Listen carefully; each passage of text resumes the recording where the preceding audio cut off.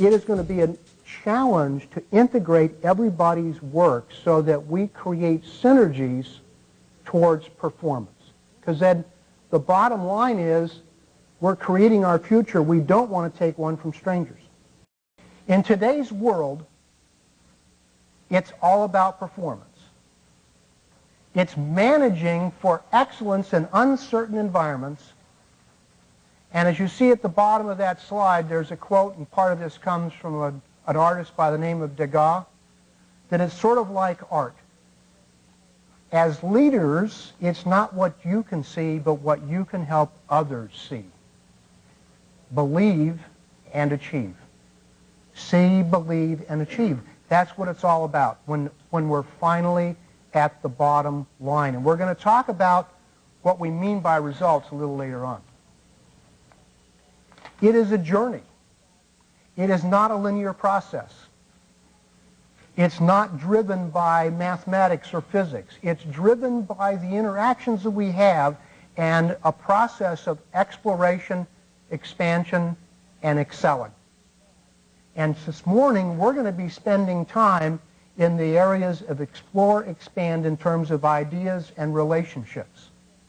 As you implement this new model, you will begin making fundamental change in helping your clients achieve the wealth that they want to achieve and provide the service that we want to provide as an organization. 3 concepts: product leadership, operational excellence, customer intimacy. If you're going to be the very best, if you're going to be known as truly great, you've got to be recognized by one of those by everybody who knows your name. And you've got to perform in that area. But you have to at least meet industry standards in the other 2. So you can't ignore customer intimacy while you're out innovating and creating new products. You've got to meet industry standards. That's the bottom line.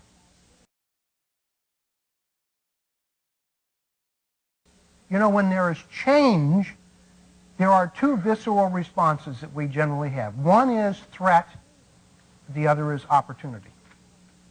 And the challenge for leadership is to minimize the threat and maximize opportunity. Minimize threat, maximize opportunities. We do that by providing support and direction. We absorb uncertainty for our team. I think that's one of the best definitions of power I've ever heard. The ability to absorb uncertainty. Huge positive implications. And I think that's the real challenge of leadership. We all have the authority. We have the responsibility. It's exercising accountability to make sure that we absorb the uncertainty that we not only feel, but our partners in this process, our team members have with us. And if we can do that, that's a big difference.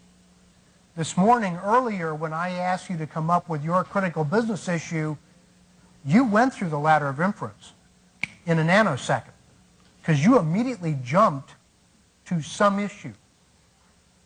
You didn't even have to think about it. But in reality, you did think about it because there were data that you were using to help build your case as to why it's your critical business issue.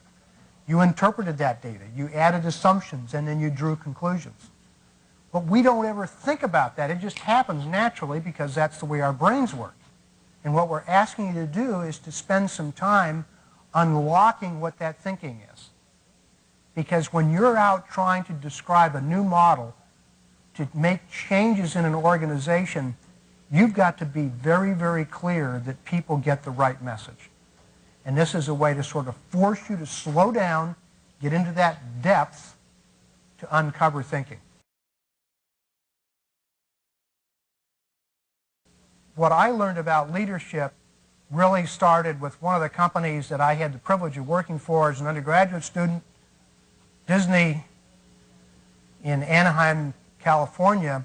Well, the job I had at Disneyland in Anaheim was the Jungle Cruise.